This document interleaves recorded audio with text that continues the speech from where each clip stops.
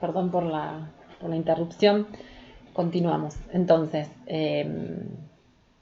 que se aplica el análisis y la categoría de perspectiva de género de manera transversal en todos los casos en los cuales hay una cuestión de género y la Corte Interamericana de Derechos Humanos tiene que resolver.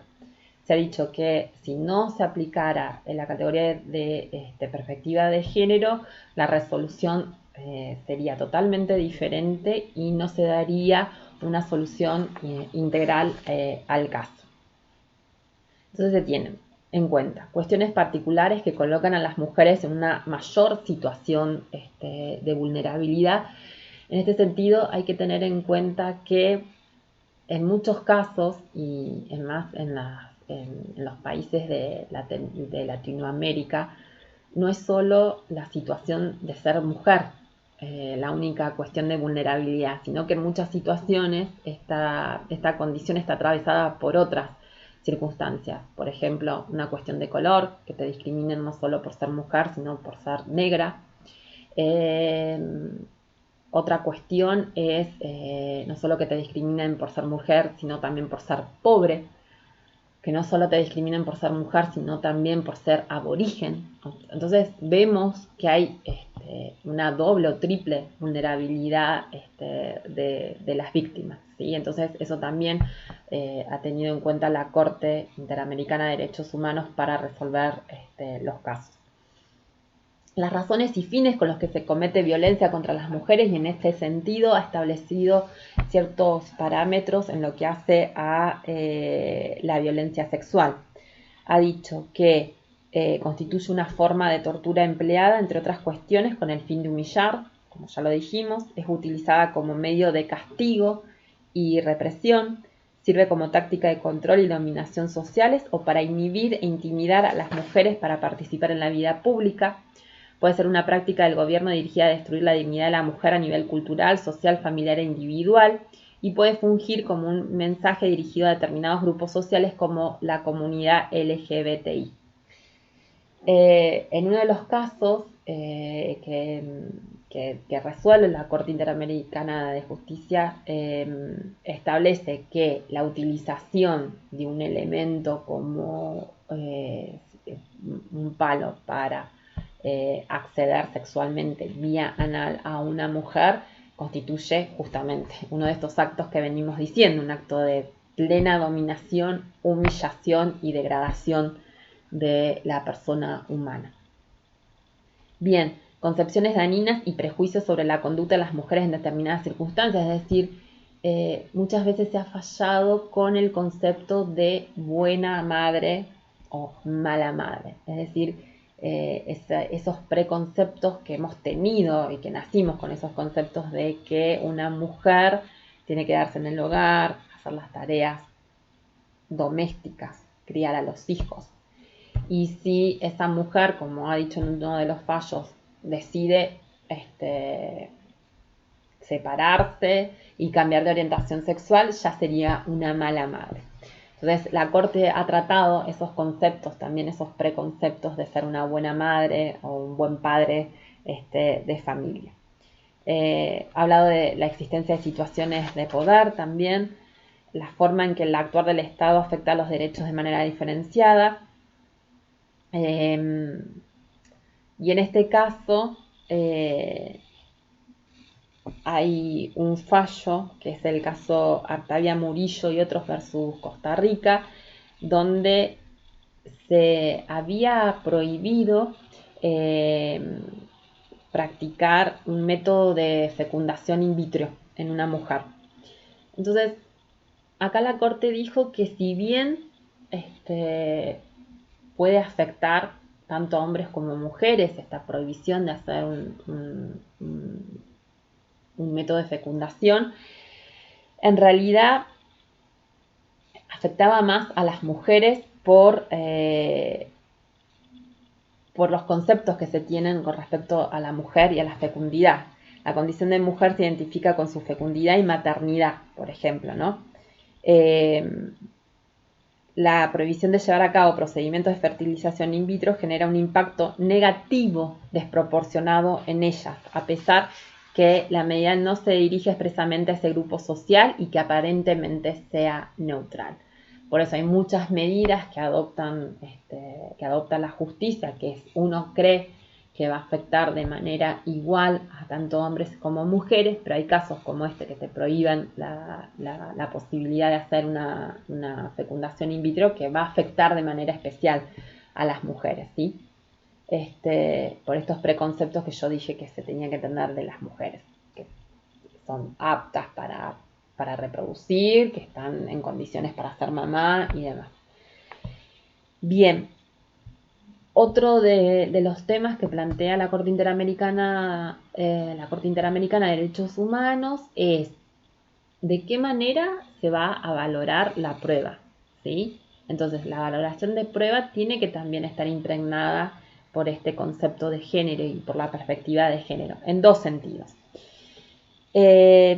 Tanto los jueces como las juezas están obligados a evitar cualquier visión estereotipada o prejuiciosa al momento de valorar las pruebas.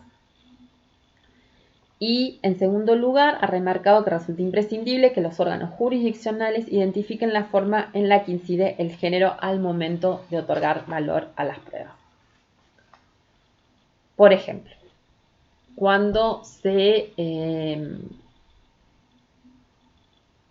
recibe declaración a víctimas de delitos sexuales, ¿sí? Es un tema sumamente delicado y hemos visto y vemos que hay muchos preconceptos al momento de valorar el testimonio de la víctima, que muchas veces es una de las pruebas o la única prueba con la que se cuenta para llegar a juicio. Entonces, ¿cómo se valora ese testimonio de la víctima de un abuso sexual? ¿Desde qué posición? ¿Desde una posición prejuiciosa de que ella fue culpable por haber sido víctima de un abuso sexual, que tuvo algún tipo de responsabilidad? Esas típicas preguntas como ¿y cómo estabas vestida? ¿Y cómo ibas caminando? ¿Y le insinuaste algo? O sea, siempre como recargar o tener la responsabilidad de la carga de la prueba en la propia mujer, en la víctima de los delitos sexuales. Por eso yo en un momento dije que los delitos contra la integridad sexual es un delito paradigmático de la violencia contra las mujeres. Bueno, también, como lo dije, la perspectiva de género en la investigación de los delitos y la importancia de investigar desde el principio si hay una cuestión de género con esta perspectiva. Y la Corte también se ha basado en ese método de análisis. Bien, hay casos como en el caso de Campo Algodonero, donde la Corte también instruyó a los estados en que se realicen protocolos de actuación, acá en la Argentina también, que fue uno de los temas de los otros seminarios, de seminarios anteriores, son esos protocolos de actuación en delitos en donde hay una cuestión de género y cómo hay que investigar desde el principio, ¿sí? No investigar tanto a la persona de la víctima, sino a su entorno, porque generalmente y en muy pocos casos los agresores, los responsables, los autores de los hechos son personas extrañas, sino que son del vínculo cercano de las víctimas.